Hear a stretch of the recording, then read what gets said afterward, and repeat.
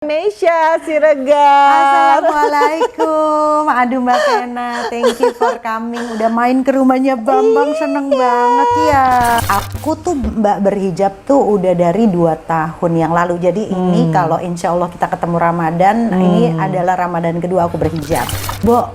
Arabian Night bajunya apa aja ya terserah lo pilih 2, lo mau jadi belly dancer yang lo kemana-mana atau lo mau tutupan lo pakai hijab. Akhirnya sampai pulang baby duduk di sini, aku keluar masuk pintu, baby ngeliat aku, ih kamu cantik banget deh kayak orang Turki. Jadi timing dan momen yang tepat sekali untuk merubah. Jadi kalau umur 40 belum berubah, di cerita itu ya, di cerita yang dikirim ke aku, dinyatakan bahwa ketika umur 40 kalian belum berubah, maka selamanya kalian tidak akan pernah berubah.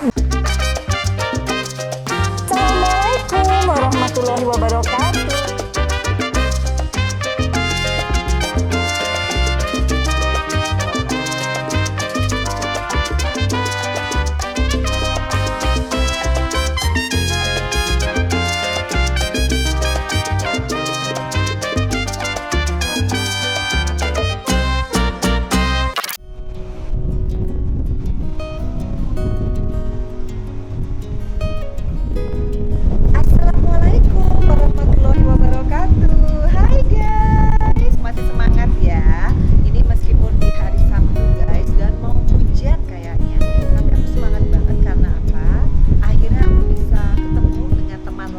Sahabat lama, ini seorang ibu dari 3 orang anak, tapi yang cantik banget. Dan yang pasti suaminya semuanya pasti tahu lagu ini. Bunga terakhir. Iya, dia adalah Meisha Siregar. Dan hari ini, alhamdulillah setelah aku swab antigen, di kameramen juga udah di swab. Kita kayak tiap minggu ya harus swab. Karena supaya untuk keamanan semuanya, jadi aku diterima sama Meisha Siregar di rumahnya guys. Jadi hari ini aku ingin kulik-kulik karena banyak banget ternyata yang pingin tanya, apa sih rahasia keharmonisan rumah tangga Meisha dan Baby Romeo. Wah, ini pasti udah gak sabar ya. Aku aja udah terakhir ketemu udah berapa belas tahun yang lalu, jadi pengen tahu. Dan sekarang Meisha berhijab sama dengan aku jadi pengen tahu apa sih kisah cerita di balik hijrahnya seorang Meisha Siregar. Jadi guys, pokoknya aku sekarang semangat banget untuk bikin YouTube channel. Kenapa? Karena sekarang sudah 156.000 subscriber. Mudah-mudahan cepat 1 jutanya ya. Makanya bantuin dong untuk subscribe, untuk like, untuk share, dan untuk komen. Thank you.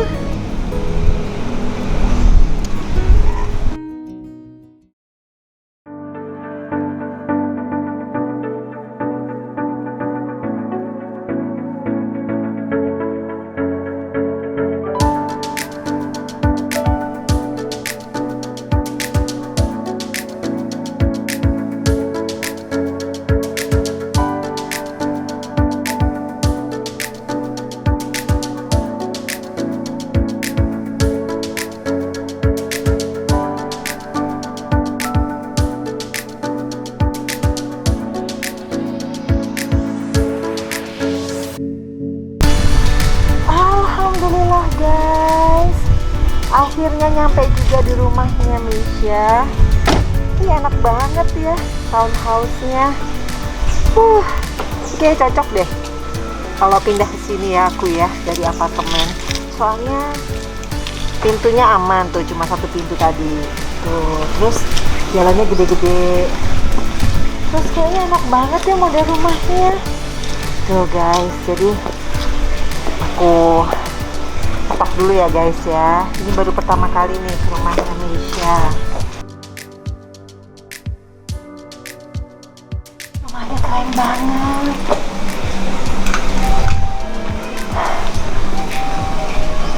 Ada main piano. Wow. Ini rumah musisi begini ya. Belum masuk udah disambut sama piano guys.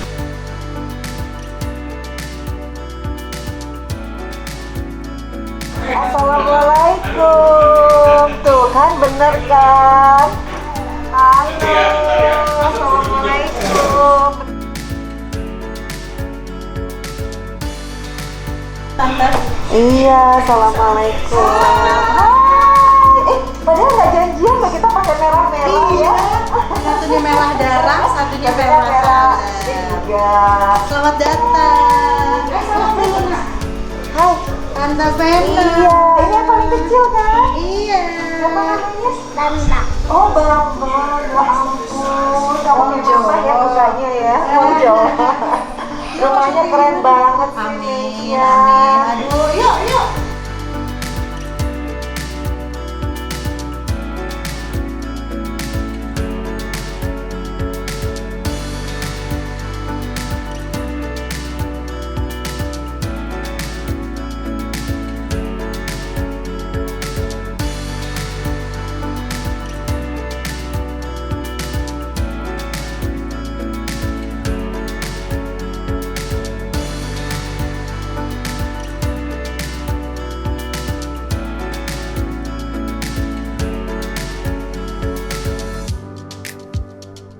Guys, nih ibu cantik dengan 3 anak ya dong badannya tuh. Aduh, jangan dibandingin dong. Kita lihat tanamannya tuh. Ini keren banget nih spotnya nih tuh. Wow, ada ini kelihatan banget rajin banget nih ibu rumah tangganya rumahnya.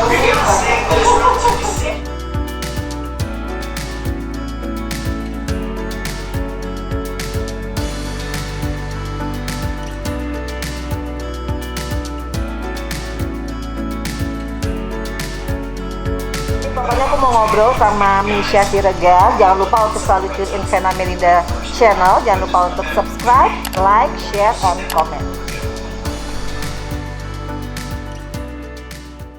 Assalamualaikum warahmatullahi wabarakatuh. Hai guys, welcome to my YouTube channel, Vena Melinda channel. Dan lihat guys, nih aku di rumah yang keren banget. Aku suka banget.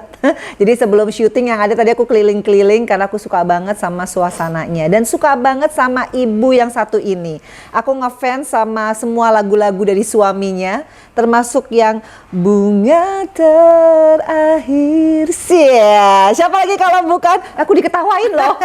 Diketawain sama Bambang. Yeay, siapa lagi kalau bukan Meisha Siregar. Assalamualaikum. Aduh Mbak Vena, thank you for coming. Udah main ke rumahnya Bambang, seneng banget ya.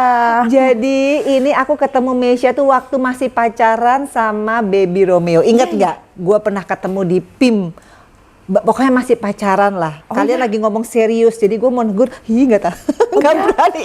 Oh my god. Jadi terakhir tuh ketemu Meisha itu. Habis itu kita nggak pernah ketemu. Nggak mungkin dong Mbak Vena. Nggak pernah Masa ketemu. Coba terakhir ketemu di itu. mana? Nggak pernah kan?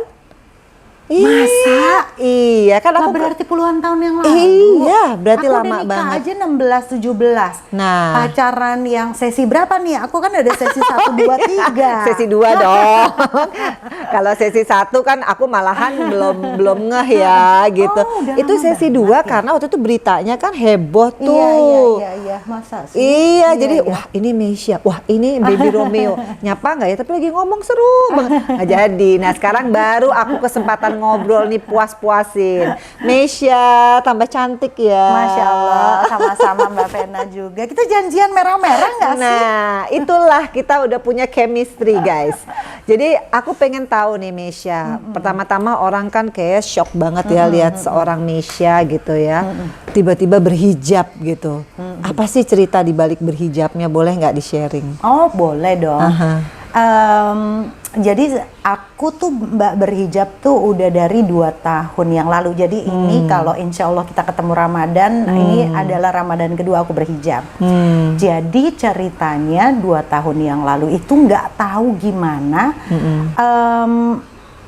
Aku memang udah lama banget nih ceritanya, keganggu, terusik dengan aduh pengen banget nutup. Tapi ya gitu ya, namanya orang kan maju mundur, pokoknya yang sampai Jakarta, balik ke Jakarta tuh balik lagi ke kerjaan, terus dituntut harus pakai, dulu kan aku nge-host acara gosip kan, jadi balik lagi disuruh pakai tali 1, disuruh sayang di sana dulu ya nak, Bambang di sana dulu. Nah terus udah gitu aku memang udah terusik lama banget, pengen banget nutup. Sampai pada akhirnya aku balik lagi ke Jakarta, terus tiba-tiba harus kerja lagi dengan tuntutan harus pakai gaun, harus pakai tali satu dan sebagainya. Jadi maju mundur. Sampai aku setiap pulang umroh, kebetulan waktu 2 tahun yang lalu tuh aku baru banget pulang umroh yang kedua. Terus balik lagi tuh, nggak tahu deh kalau setiap baru pulang umroh tuh kan kayak apa ya, perasaan tuh semakin kenceng banget. Bawaan pengen nutupnya tuh makin menggebu-gebu. Jadi baby tuh cuma aku curhatin, sayang aku pulang nanti nutup ya. Ya udah baby cuma nampung gitu doang. Kayaknya mungkin dalam hati dia mikir aku kebanyakan ngomong gitu kan. Sampai pada akhirnya aku sempet tuh Mbak Fen, aku ngomong sama anak-anak bilang pokoknya nanti kalian inget ya di omongan Bunda sebelum umur 40 Bunda udah nutup gitu. Terus alah Bunda mana mungkin, terus nanti ke Bali gimana? Iya. Tantangan terbesar kalau kita ke pantai ya. Kita kan keluarga tuh seneng banget ke Bali gitu loh. Terus anak-anak tuh biasa lah, jadi kayak bercanda-bercandain aku gitu kan. Kayaknya buat mereka tuh kayak sesuatu yang nggak mungkin. Sampai satu ketika bulan Ramadan 2 tahun yang lalu, qadarullah, aku diundang sama salah seorang temenku ulang tahun dengan dress code Arabian Night. Nah, bingung dong, terus aku tanya temanku, Bo, Arabian Night bajunya apa aja? Ya terserah lo pilih 2, lo mau jadi belly dancer yang kemana-mana, atau lo mau tutupan, lo pakai hijab gitu kan. Terus mikir dong, aduh dua-duanya kayaknya nggak mau gitu kan. Gimana ya? Ya udah deh, akhirnya aku milih pakai abaya doang, terus aku pakai kerudung, tapi begitu aku ngaca gitu Mbak Van, aku aduh coba pakai hijab gitu kan. Aduh, ntar pasti pada ngetawain gue. Berkecamuk tuh. Kayak pada ngetawain gue nih. Udahlah, akhirnya aku cuma cantelin doang yang kayak ala Arab India gitu yang cuma dicantel doang. Terus pakai abaya udah masuk. Nah, dari acara itu, begitu pulang ada salah satu temanku tuh yang udah 1 tahun berhijab duluan. Bingungnya nih Mbak, kalau dipikir-pikir, kok bisa pada saat perjalanan pulang itu aku ngobrol sama dia, apa yang ada di kepala aku, pertanyaan-pertanyaan aku, sejuta pertanyaan yang berkecamuk di otakku, dia ngoceh nggak ditanya. Jadi dia cerita, seperti bisa ngebaca gitu ya. Jadi dia cerita, aduh lucu banget deh Bo, gue tuh dulu ya, waktu gue pertama kali berhijab, masa gue ke Bali laki gue kesian gara-gara gue kan dulu kalau ke Bali bikinian. Terus akhirnya laki gue nyewain private villa buat gue supaya ya udah bisa pakai bikini cuma buat suaminya gitu kan. Terus aku ngakak-ngakak, kayak oh gitu ya perjalanan dia. Dalam hati aku sambil oh gitu perjalanan prosesnya dia. Terus begitu gue waktu itu ke luar negeri gitu kan, terus di sana dingin banget. Terus laki gue bilang ya udah sekarang kan kita lagi di negara orang, lagi di Hong Kong, terus makanan juga susah yang halal. Ya udah kita bismillah aja deh, kita cari yang sapi. Tapi kalau memang ternyata mereka masaknya bareng sama babi apa segala macam, ya kita udah lillahi ta'ala aja, karena kan kita juga makanan terbatas, nggak bawa apa segala macam. Oh gitu. Jadi ternyata semua yang aku takutin Mbak Vena, yang aku berpikir dulu, kalau nutup gue harus sempurna. Kalau nutup gue benar-benar total 100% harus ninggalin semua larangannya Allah. Berarti gue harus pokoknya harus baik banget lah, harus benar-benar baikin dulu akhlak baru nutup. Ternyata itu terbantahkan. Jadi aku ngerasa oh gitu ya, iyalah namanya juga proses. Tapi gue alhamdulillah bohong banget kalau kita nggak berhijab, kita nggak berproses. Nggak mungkin kita nggak pengen memperbaiki bla bla bla di ngoceh-ngoceh. Akhirnya sampai pulang, baby duduk di sini, aku keluar masuk pintu, baby ngeliat aku, ih kamu cantik banget deh kayak orang Turki. Terus tiba-tiba aku bilang, serius, kalau diginiin gimana? Terus aku lilit-lilit, kalau aku gini gimana? Cantik banget sayang, dia bilang gitu. Terus langsung aku bilang, aku boleh nutup? Ngapain kamu nanya aku? Dibilang gitu.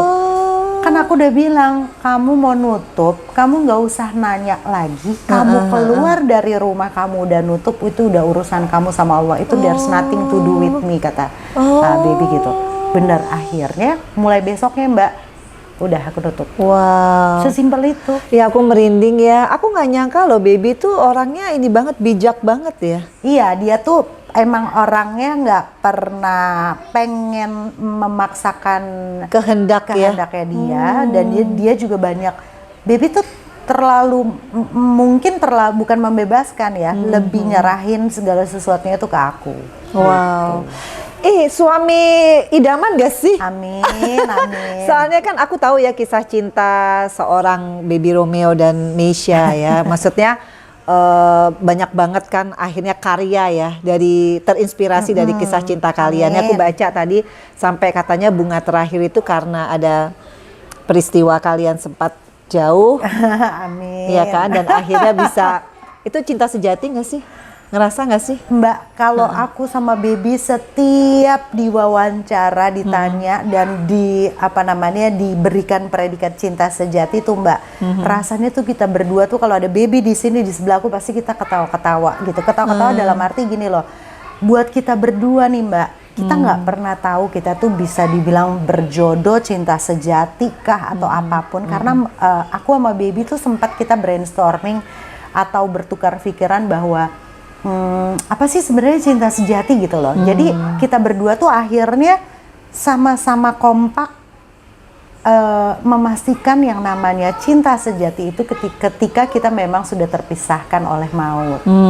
Jadi kalau sekarang masih 17 tahun pernikahan, kita berdua tuh kayak apa ya, nggak berani melabeli diri dengan kita berdua tuh cinta sejati apalah. Kenapa aku bilang cinta sejati? Sorry ya Meisha ya, karena aku juga pernah menikah 17 tahun.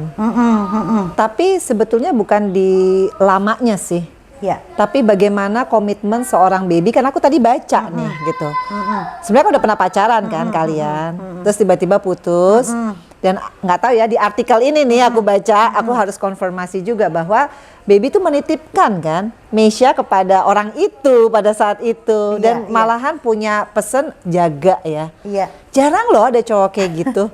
Bener nih, maksudnya ini karena aku bukan depan Meisha, terus kemudian gagal, tiba-tiba dia ada lagi di saat yang, berarti kan kayak nungguin dong. Iya, kayaknya nungguin. Iya dong. Tapi sebenarnya nggak nungguin Mbak Fen. Oh gitu, apa dia ada pacar lagi? Karena baby tuh nggak punya pacar, cuma dia ada effort untuk ngedeketin beberapa cewek yang aku tahu. Baby juga cerita gitu ya. Jadi selama aku menikah itu memang baby tuh sudah berupaya untuk move on. Tapi pada saat move on itu akhirnya nggak berhasil karena kata baby cerita, iya aku ceritain kamu melulu dengan cewek itu. Bete lah tuh cewek-cewek. Jadi kayak curhat gitu loh, kayak dia perlu seorang temen yang bisa mendengarkan keluh kesahnya dia. Terus aku bilang ya gimana lo bisa pacaran lagi? Ya ini comparing lah ya. Ada juga cewek-cewek males sekali dengar kamu. Iya berarti nyampah. Kan boleh dibilang baby itu cinta mati dong. Insya Allah. Loh iyalah. Insya Allah. Jarang loh ada laki-laki, maksudnya istilahnya kan berarti kan udah pamit nih, gue mau nikah dulu, direstuin pula katanya kan, itu bener ya? Iya. Terus gitu ya oke lah dia mau deketin cewek, tapi kan buktinya dia masih prioritas hatinya pas Meisha lagi ada masalah, Meisha cerita dia langsung set gitu kan? Iya. Cinta mati dong. Iya, mungkin emang ya itu ya qadarullah yang kita nggak pernah tahu, dan aku juga nggak pernah nyangka, bahkan baby pun nggak pernah nyangka, orang tua aku juga nggak pernah nyangka bahwa end up-nya ternyata anak gue balik lagi nih sama si musisi gitu kan. Bener-bener apa ya, kalau pakai nalar manusia dan pakai logika manusia tuh kayaknya sesuatu yang unpredictable gitu loh. Tapi ya balik lagi, aku waktu itu memang pada saat aku balik sama baby itu, yang kedua kali setelah aku gagal sama yang pertama, begitu aku balik sama baby, aku tuh udah apa ya, udah pahit-pahit gitu loh Mbak, ngomong sama baby bahwa aku kali ini ingin ngejalanin semuanya benar-benar by restu dari orang tua. Karena pengalaman aku yang nikah pertama itu nggak direstuin sama keluarga aku. Nah begitu sama baby, aku juga nggak yakin bakal direstuin untuk nikah ya gitu loh. Karena aku berpikir, aku tahu nih standar keluarga aku untuk aku punya suami. Yang pertama pasti keluarga aku mengutamakan pendidikan. Baby pendidikan cuma SMA. Dia di DO kuliah. Terus kriteria Nggak apa-apa ya, nggak apa-apa sayang ya. Terus kriteria yang kedua, pasti mereka juga pengen ngelihat anaknya nikah dengan cowok yang punya profesi yang berprospek baik untuk jangka panjang. Misalnya kantoran lah atau kerja apalah gitu kan, orang tua zaman dulu kan gitu ya Mbak. Dan orang tua aku tuh termasuk yang kolot karena kan Batak nih dua-duanya. Jadi mereka tuh sama musisi tuh kayak underestimate lah. Buat mereka tuh musisi tuh nggak ada masa depan gitu kan. Terus aku ngelihat pokoknya, waduh baby lagi hidupnya sampai detik ini dia tidur masih setelah sholat subuh baru tidur.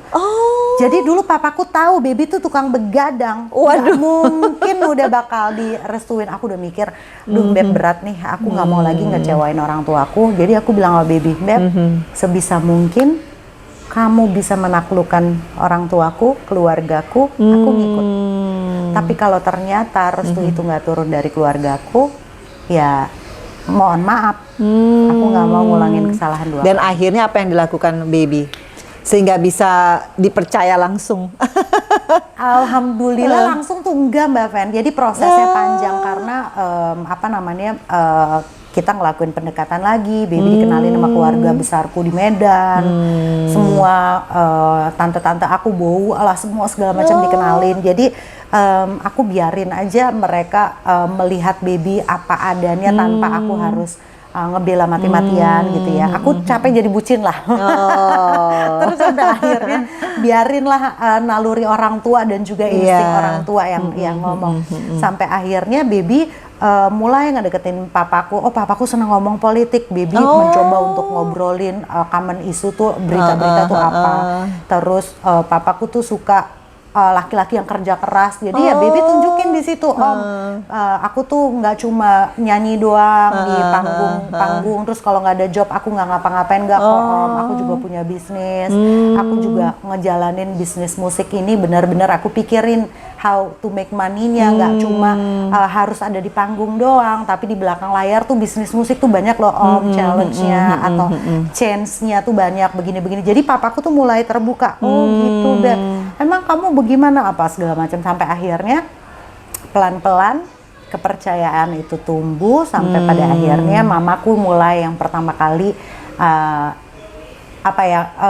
ngeracunin papaku untuk udahlah anak kita nih hidup di dunia entertainment, mungkin dengan dia ketemu orang kayak baby yang sabar, kan anak kita tuh keras.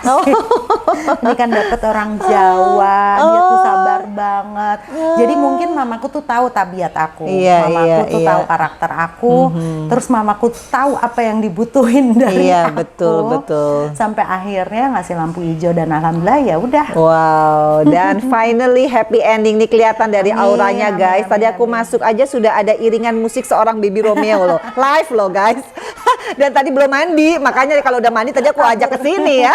Jadi intinya sekarang apa ya, kalau aku bilang sebetulnya ya itulah jodoh sejati ya. Dalam arti kata Baby waktu itu Meisha menikah malah belum dikaruniai anak ya. Sekarang tiba-tiba langsung 3 gitu ya. Dan aku lihat dari ekspresinya Meisha waktu cerita tentang baby itu bukan karena mereka punya YouTube channel The Romeo di mesra-mesrain ya, enggak ya. Tapi kebahagiaan itu memang sudah kerasa banget di rumah ini ya guys. Karena aku sering lo ke rumah orang, romantis yang bener-bener sama romantis yang karena konten gitu ya. Nah jadi sebetulnya apa sekarang yang menjadi achievement kalian sekeluarga nih? Kan sekarang semua udah tercapai dari segi materi, kebahagiaan. Masya Allah. Iya kan, anak udah lengkap, laki, perempuan. Apa yang belum tercapai dari keluarga kalian? Belum tercapai sebenarnya banyak lah Mbak. Perjalanan kita masih panjang, kita masih mesti besarin anak-anak kita, masih ada 3 anak.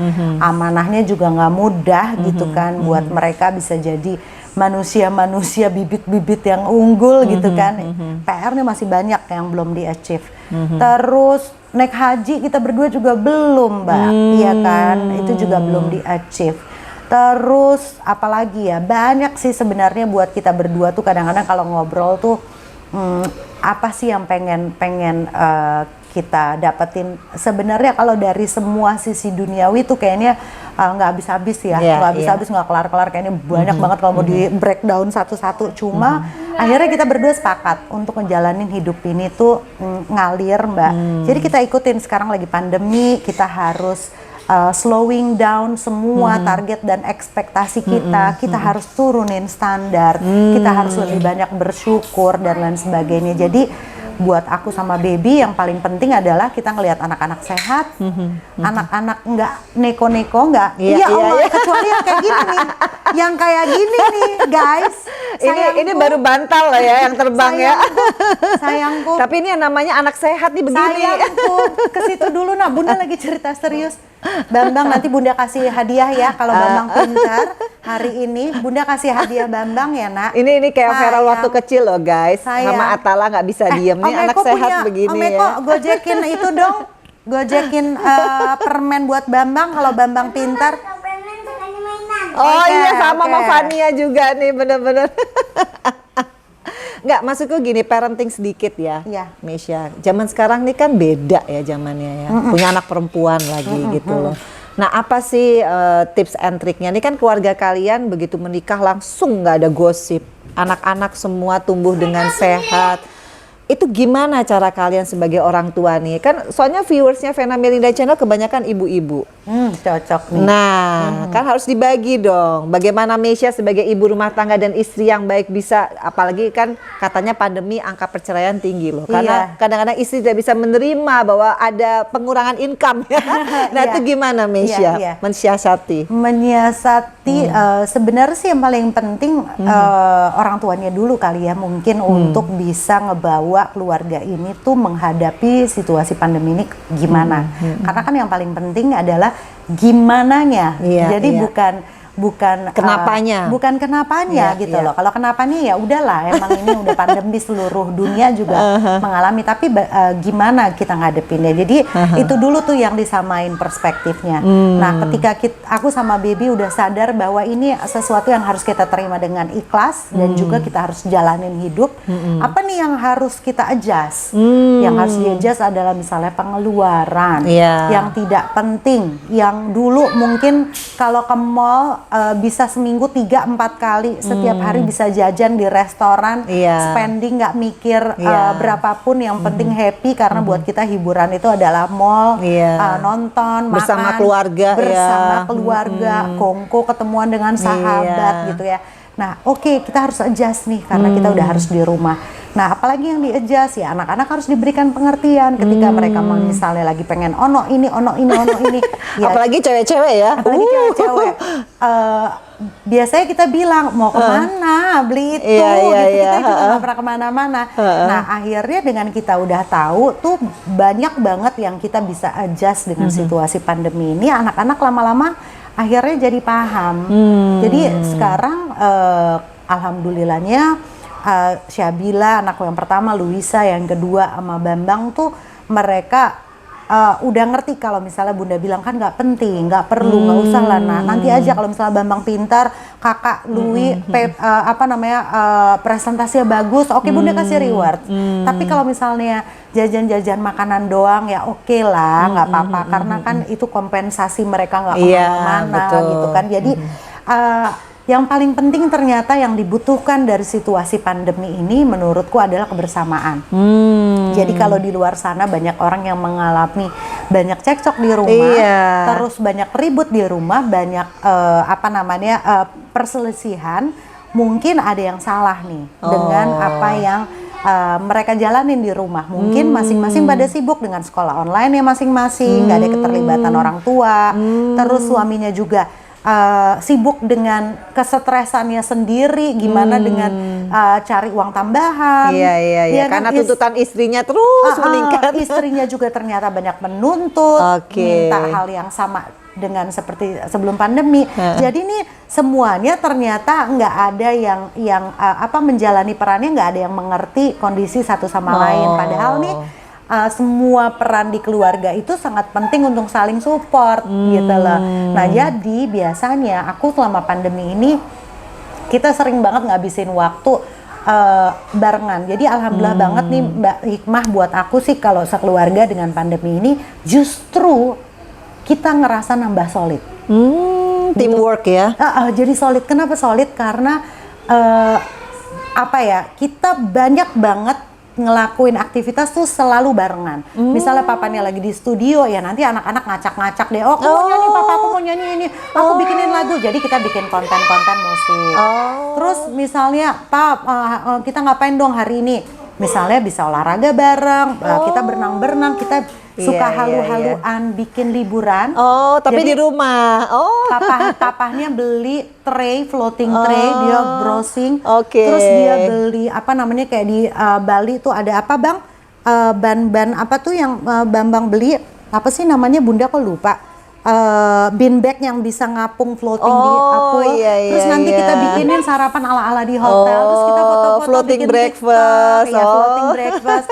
Pokoknya apapun yang semuanya harus senang. Jadi kegiatan itu kuncinya adalah kegiatan yang dilakukan di keluarga itu harus yang semuanya senang. Jadi ada beberapa yang kita milih kegiatan kayak Bambang mau ngapain, Syabila mau ngapain, Luisa mau ngapain, kan pasti salah satunya ada nggak mau, aku nggak mau, aku nggak senang main sepeda panas, aku nggak senang main ini itu. Nah akhirnya nggak lengkap, jadi apa ya, satu sama lain nggak ada yang have fun. Disitulah chemistry-nya nih guys ya. Aku kenapa nanya begini? Karena seperti aku bilang ya, Meisya ini kan artis ya, pemain sinetron, bintang iklan, presenter gitu. Biasanya kan gaya hidupnya kan wow gitu ya. Tapi ternyata Meisya itu orangnya sangat mengerti ya, bahwa keadaan kayak Meisya bilang, bersuamikan musisi itu kan harus siap kan dengan segala risiko-risiko yang ada. Lain dengan misalkan punya suami yang pekerja di kantoran seperti yang Meisya. Jadi dari awal memang Meisya sudah komit ya. Iya, komitmen itu memang perlu banget disadarin buat mungkin ibu-ibu semua penonton YouTube channelnya Mbak Vena nih, banyak yang mungkin berencana, Masya Allah, sayang, Beb, Bambangnya dia pengen tampil di TV terus nih guys. Lewat depan kamera, Bambang TV kalau YouTube. mau lewat belakang. Sayang, lewat belakang dong nak. Abang. Tuh ada papahnya manggil. Tuh, Legend Hero. Go. Tuh, lewat depan. Ini anak sehat, ini persis Fania ya. Caper banget dia pengen masuk kamera guys. Jadi balik lagi ke komitmen tadi ya Mbak. Kalau menurut aku komitmen dalam berumah tangga itu memang harus diomongin jauh-jauh hari gitu loh. Jadi sebelum menikah gitu ya, harus disadarin penuh bahwa sebenarnya mau profesi apapun, kita sebut dia pengusaha, businessman, atau kita sebut dia apa namanya PNS, atau kita sebut apapun profesinya, mereka pasti yang namanya hidup itu muter, roda kan berputar, up and down gitu loh. Jadi komitmen untuk siap nggak untuk sama-sama, kan ada tuh jokes di TikTok kayak mau nggak susah bareng, ih nggak ada dong orang yang mau diajak mau nikah gitu terus pas lagi propose kamu mau susah bareng sama aku, terus ceweknya bilang mau, itu bullshit sebenarnya. Tapi yang paling penting komitmen di sini maksudnya adalah berdua mau berjuang gitu loh. Karena kalau misalnya si istrinya cuma ngandelin suaminya doang, siap-siap aja untuk akan menemukan masalah di tengah jalan ketika suaminya sendiri udah nggak bisa pegangan lagi sama siapa-siapa karena istrinya nggak mau bekerja sama. Padahal maksudnya mitra ya, as a partnership itu ya. Jadi kalau aku prinsipnya ini mungkin bisa sama atau bisa berbeda dengan rumah tangga yang lain, tapi aku berdua sama baby tuh alirannya adalah aliran rezeki keluarga itu bisa masuk lewat istri dan juga bisa masuk lewat suami.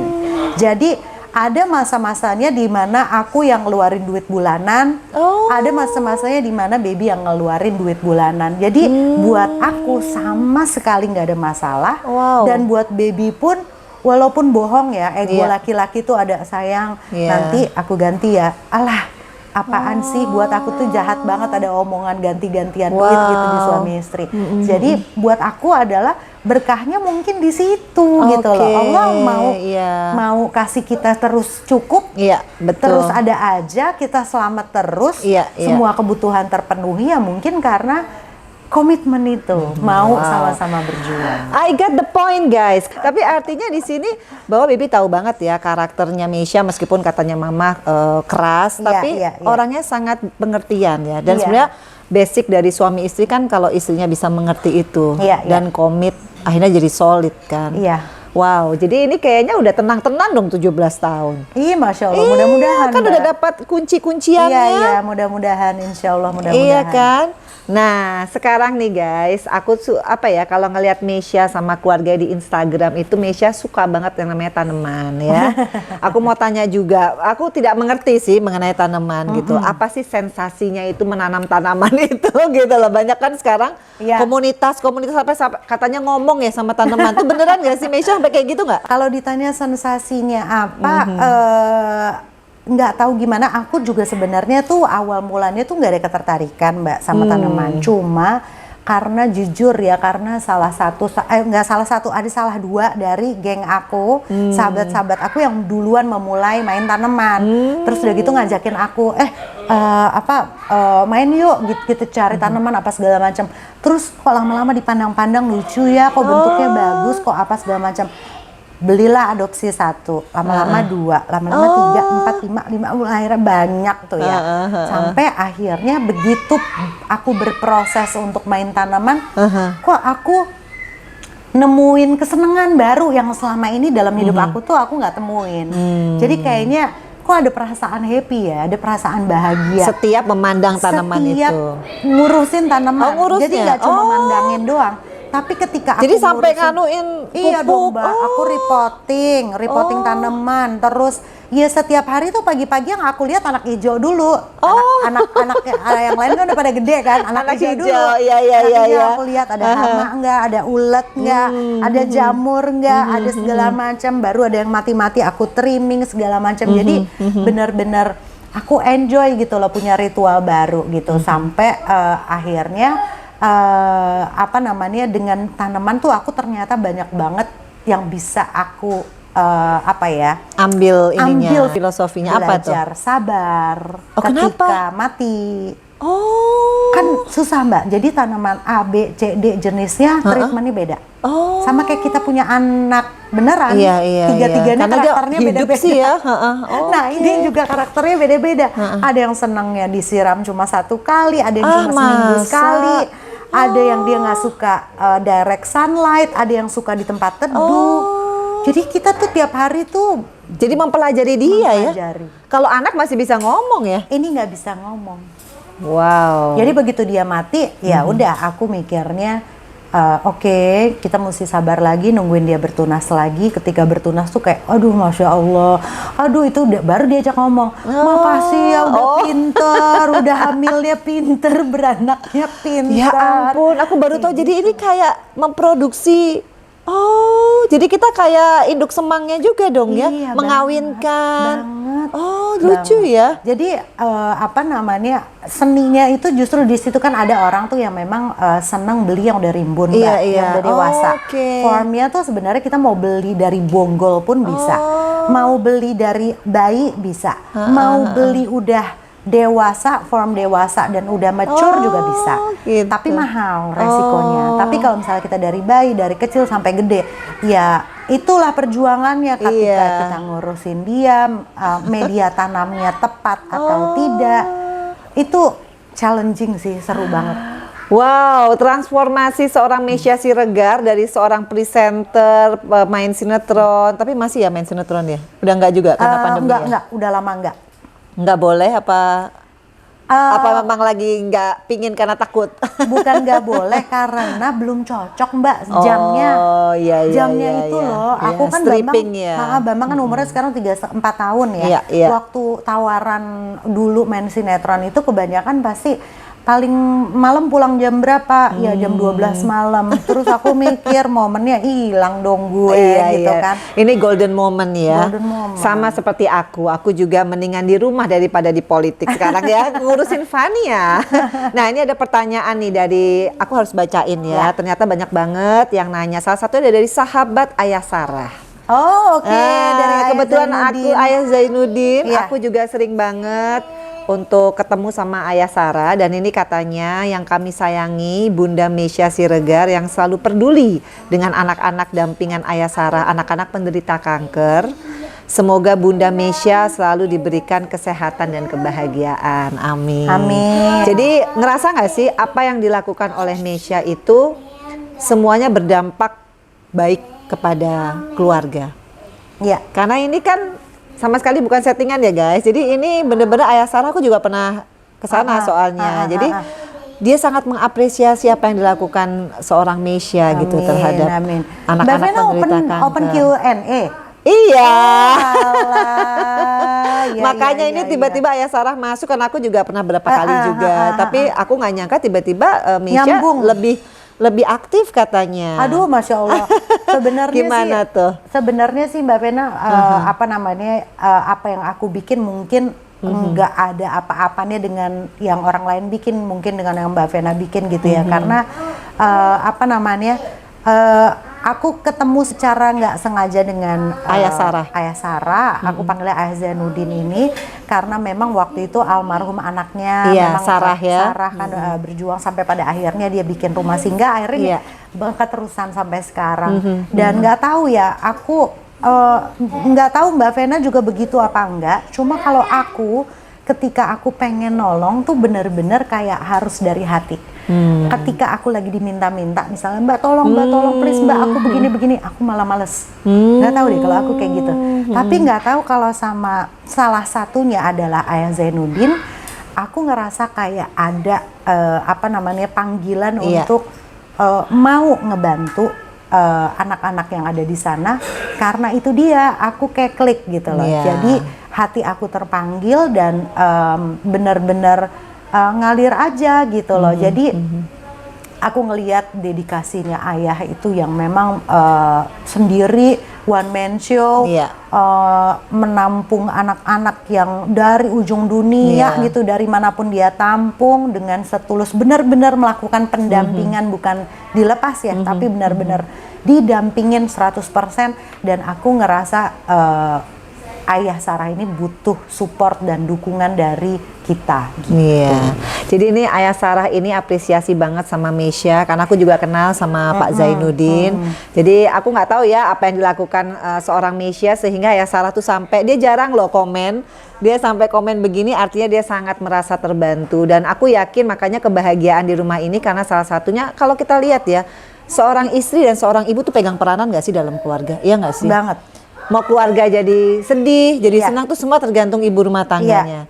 Nah, sekarang kalau aku lihat gitu ya, berhasil loh yang namanya Mesya Siregar itu. Amin. Maksudnya menunjukkan gitu ya bahwa seorang artis itu ya balik lagi sebagai ibu rumah tangga yang baik. Jadi menekan ego untuk selalu harus lebih populer atau apa, tapi demi keluarga. Nah, ada nggak sih momentum di mana Mesya itu akhirnya mendapatkan, gue jadi orang harus kayak begini supaya keluarga ini menjadi keluarga yang sakinah mawadah warahmah gitu. Ada nggak momentum setelah kegagalan ya? Kan dengan kegagalan lalu pasti dapat hikmah ya. Atau merubah diri atau bagaimana? Kalau merubah diri sih pasti ya Mbak. Kalau menurut aku setiap orang dengan bertambahnya usia pasti ada momen-momen di mana dia pengen merubah diri. Nah itu salah satu momen aku mau berhijab. Jadi aku ngerasa kayak aku dikirimin sama, aku ingat banget Saskia Adiameka nih, thank you banget nih, yang waktu itu aku berulang tahun ke-40, dia kirimin ada salah satu cerita tentang percakapan, aku lupa. Mbak Vena juga pasti pernah dengar deh, cerita tentang salah seorang apa namanya sahabat Nabi yang nanya gitu ke Rasulullah ketika dia masuk umur 40. Jadi umur 40 itu ternyata dimulainya kehidupan seseorang. Betul. Jadi ketika kamu ingin apa namanya merubah diri, ini adalah momennya umur 40. Jadi kalau dulu-dulu seperti apa, umur 40 ini jadi timing dan momen yang tepat sekali untuk merubah. Jadi kalau umur 40 belum berubah, di cerita itu ya, di cerita yang dikirim ke aku, dinyatakan bahwa ketika umur 40 kalian belum berubah, maka selamanya kalian tidak akan pernah berubah. Jadi kalau kalian mau merubah diri, ini adalah right timing untuk merubah diri jadi pelan-pelan lebih baik atau langsung jadi baik atau terserahlah. Pokoknya berubah deh.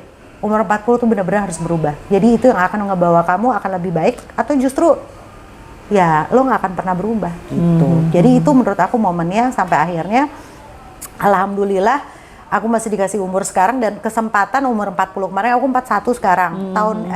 April ini aku 42. Jadi 40 pas ya? kemarin bener-bener pas banget timing aku tunaikan niat nawaitu aku untuk Bismillah ya Allah bantu aku, berikan ketetapan iman, berikan aku selalu petunjuk ketika lagi ke kanan, balikin lagi ya Allah, ke kiri balikin lagi ya Allah. Jadi ya naik turun lah Mbak, namanya orang kan gitu ya, kadang-kadang ya godaan mah dari mana aja, tapi yang paling penting aku berupaya banget untuk berubah. Karena apa? Karena buat anak-anak, kalau misalnya aku bisa berubah jadi lebih baik, aku akan bisa untuk membawa keluarga ini juga jadi jauh lebih baik.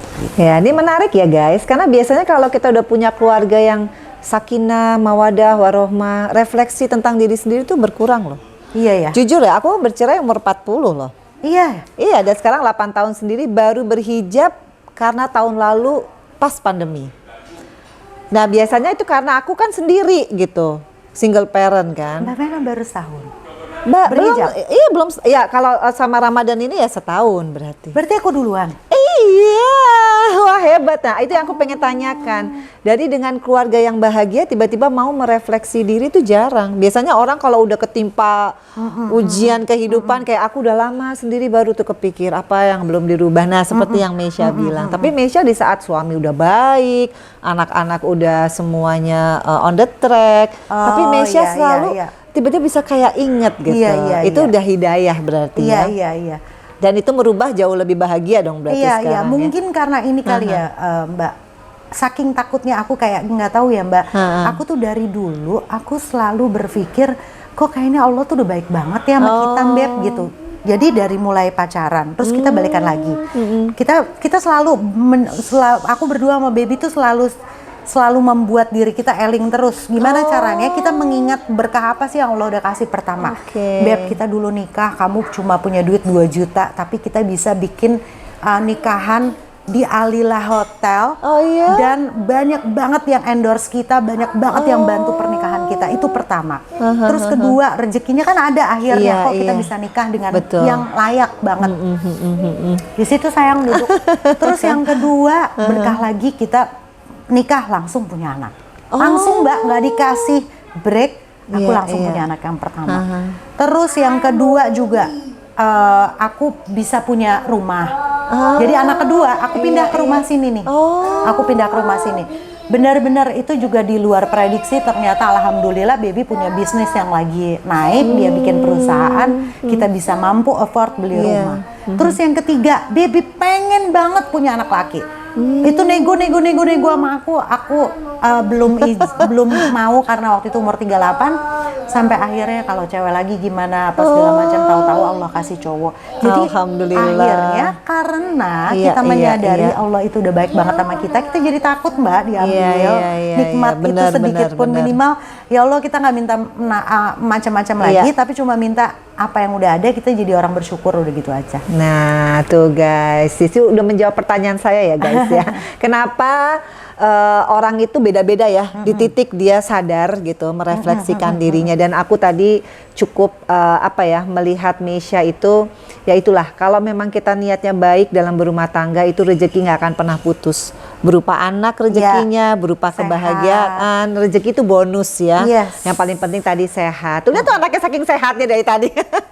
Meisha, pertanyaan terakhir nih. Aduh menarik banget ya ngobrol sama Meisha. Aku tuh nggak pernah satu frame, karena beda generasi guys.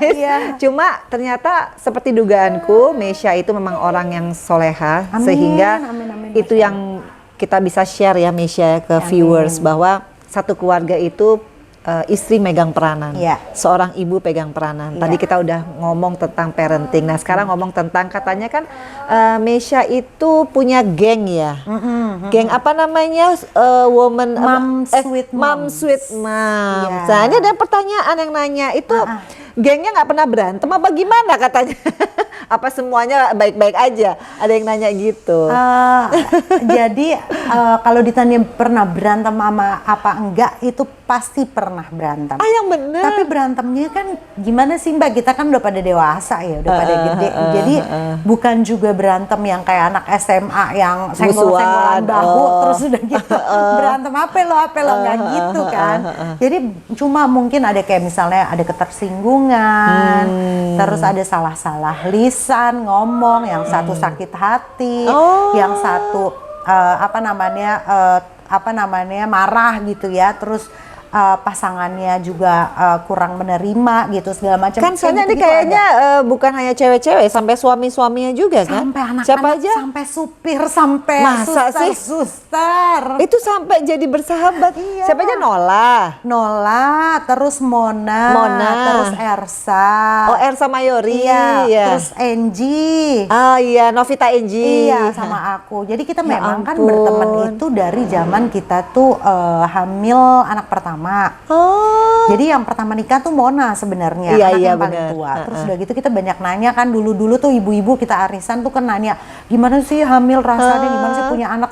Dari pertama kali tertarik dengan masalah peranakan ini, akhirnya kita nyambung playdate, lahiran bareng, hamil bareng, seru ya. dokter kandungan bareng. Akhirnya bareng-bareng. Ya udah sampai sekarang, dan kebetulan alhamdulillah berkahnya adalah suami-suaminya juga cocok. Itu kayaknya ini ya, baru kali ini ya geng mereka ini ya, yang bisa terekspos kan liburan bareng. Iya. Maksudnya biasanya kan kalau cewek-cewek aja nih Iya. kok bisa suami-suami sampai gitu, berarti suaminya pengertian banget ya sampai ngikutin geng mak-mak ini ya. Antara pengertian dan nggak ngasih istrinya pergi sama cewek-cewek Terpaksa doang. lah dia ngikut ya. Oh, jadi suaminya nih bener-bener jadi sohib nih? Iya, jadi bukan karena terpaksa ya? bukan, untungnya mereka tuh nyambung bercandanya. Kok bisa ya? Karena kan kelihatan ya Mbak, kalau misalnya memang bercandaan Iya, nyambung, garing atau gitu ya. garing atau kayak krik-krik gitu kan, terus atau enggak kamu aja deh yang ketemu, aku nggak ikut gitu. Udah berapa tahun loh, lama loh? Udah lama lah, seumur anak kita Mbak, udah Jadi 16 tahun. ya ampun, Jadi, itu kalau ada masalah ribut-ribut gitu, kita tuh udah kita tuh udah saling gini loh, guys, udah ya, gue say sorry, gue minta maaf, kemarin gue nyakitin perasaan lo, tapi buat gue, you guys, everything, kita diberkahin persahabatan kayak begini tuh berkah yang luar biasa, karena ini harta atau treasure yang mungkin tidak semua orang punya, karena kita punya persahabatan ini yang harus kita bina. Jadi kalau ada satu yang mensle, satu yang baper, satu yang tersinggung, kita biarin aja healing, nggak usah ketemu dulu, nanti ketemu lagi udah sama-sama nggak udah hilang sakit hatinya atau sebelnya, baru ketemuan. Dia kayaknya biasanya emak-emaknya deh, kan bapak-bapaknya nggak kayaknya ya. Nggak mungkin lah bapak-bapak ya. Ada juga kadang-kadang. ada. Siapa yang paling sensi di antara nih orang 10 nih ya?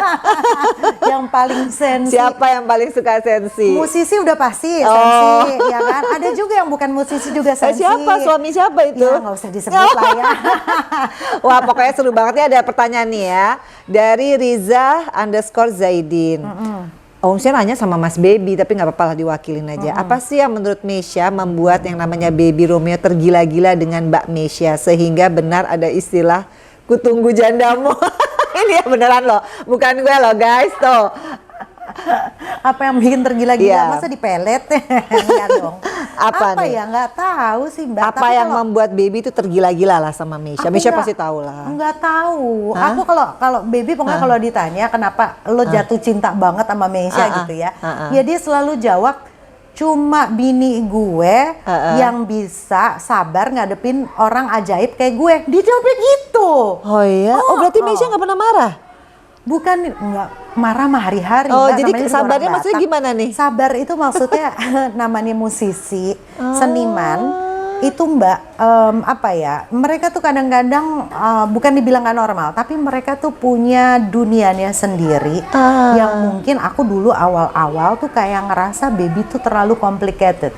Karena cara berpikirnya nggak kayak cara berpikir kita orang normal yang ya normal sih, Baby. Bukan nggak normal ya sayang. Tapi maksudnya apa ya? Apa, kayak jam punya tidur? dunia sendiri. Bukan jam tidur. Apa? Dia kayak misalnya kita lagi ngobrolin satu hal. Kita mikirnya ke A, dia tuh bisa berpikir mind blowing kemana-mana, tapi bener. Kok nyampe ya kamu ke situ gitu loh. Terlalu deep. Gimana sih terlalu dalam? Perspektifnya berbeda. Perspektifnya terlalu dalam. Nah, dulu aku berpikirnya kayak, aduh nggak bisa nih gue sama seniman terlalu complicated hidup gue karena orangnya tuh belok-belok. Tapi sebenarnya benar. Cuma kadang-kadang aku tuh lebih logik dan lebih realistik kayak gitu, nggak usah muter-muter. Tapi kalau Baby tuh nggak. Maksud aku tuh gini loh, gini sampai akhirnya. Oh ya udah, nah menurut Baby yang sabar ngedengerin dia, yang sabar memahami cara berpikirnya dia, idealismenya dia, terus filosofi hidupnya dia yang mungkin nggak semua orang bisa menerima dan melabeli dia dengan, aduh ajaib orangnya gitu, atau aduh terlalu dalam lah apa segala macam. Nah aku tuh bisa untuk mengimbangi lah. Iya tuh. Jadi kejawab ya guys ya, kalau yang namanya Meisha dan Baby Romeo itu memang benar-benar soulmate ya akhirnya ya. Amin. Karena yang disebut soulmate itu seperti itu. Amin. Orang punya satu keunikan, ya pasangannya mengerti tentang keunikan itu. Dan itu bukan jadi masalah ya, tapi justru jadi lem. Iya. Nah, jadi ini terakhir dong, satu kata buat seorang Baby Romeo dari satu seorang kata. Iya. Satu kata, aduh cuma satu ya. Cuma satu. Satu kata yang mewakili semuanya, setia. Wow. Iya. Oh, jadi nggak pernah tuh ya ada kekhawatiran punya suami musisi nanti ada penggemar-penggemar kekhawatiran tuh ada. Nggak mungkin nggak ada. Jadi Meisha nggak cemburuan lah nggak ya? boleh pede banget sih. Gitu. Nggak boleh, tetap harus jaga-jaga. Cuma alhamdulillah sampai detik ini tuh aku di rumah tangga aku nggak pernah ada isu isu Corona. Lucu banget ya anak. Nggak pernah Iya benar-benar will gitu ya. Maksudnya jadi itu yang aku syukurin sampai detik ini tuh yang bikin aku bersyukur adalah ketakutan aku dari zaman dulu adalah ketika isu itu terjadi dalam rumah tanggaku, aku pasti bakalan pokoknya nggak bisa tolerir lah. Tuh hal itu dalam rumah tanggaku. Jadi kalau dulu tuh suka bercanda sama Baby, pokoknya cuma dua nih, perempuan sama mukul, ya udah berarti kamu mesti terima ya. Aku mungkin akan sulit untuk maafin gitu. Dan Baby udah tahu banget itu. Tapi bukan karena dia takut dengan ancaman aku sih. Tapi kalau aku lihat memang dia juga orangnya tuh kayak ngapain gitu loh. Kita lebih menghargai apa yang kita punya karena ngancurin kan gampang ya. Betul. Mempertahankan yang susah. Jadi intinya guys, seorang Baby Romeo meskipun lagunya yang diciptakan romantis, bukan berarti dia romantis kemana-mana ya. Hanya kepada satu perempuan yang dia cintai. Dan kayaknya aduh seneng ya dengar mereka ya. Mudah-mudahan nanti saya ketemu yang kayak begitu ya. Amin. Jadi romantisnya tuh on the track gitu ya. Jadi udah happy ya guys yang penggemarnya Meisha Siregar. Karena jujur aja Meisha, banyak banget di Vena Melinda Channel yang minta bagaimana sebuah keluarga bisa sukses, harus di-sharing karena ini kan siar kita juga ya. Kita bicara yang baik-baik tuh guys. Jadi pokoknya perempuan-perempuan harus menjadi multifunction, harus pengertian, berjiwa besar. Apalagi coba kasih tips-tips dong Ibu Meisha. Berjiwa besar kayaknya semuanya udah tuh. Harus mandiri, udah pasti. Dan harus nggak banyak tuntutan kali ya? Iya, nggak usah nuntut. Nanti pada akhirnya apa yang kita mau juga akan datang dengan sendirinya kalau memang kita punya effort gitu loh. Jadi kadang-kadang yang dituntut malah nggak dapat, yang nggak dituntut malah dapat. Tuh guys, jadi sebenarnya hidup itu simple ya. Begitupun berumah tangga kita jalani, yang penting niat baik. Dan tadi itu bahwa suami istri harus nggak boleh pelit-pelitan ya. Iya. Aduh Meisha, thank you banget. Ini pertanyaannya banyak banget, tapi kalau aku ini kasihan ya, waktunya udah 1 jam. Thank you so much. Thank you juga Mbak Vena, sehat-sehat selalu. Amin tuh guys. Pokoknya seru kan di Vena Melinda Channel, akan banyak tamu-tamu tamu yang menginspirasi kalian karena ini menyambut Hari Kartini. Kartini modern adalah Kartini yang bisa juga memberikan kontribusi ya di keluarga untuk mencetak generasi emas. So guys, thank you for watching Vena Melinda Channel. Jangan lupa untuk subscribe, untuk like, untuk share dan komen. Dan jangan lupa ini ada The Romeos loh. Iya, nanti kita akan collab. Yes. Assalamualaikum. Bye.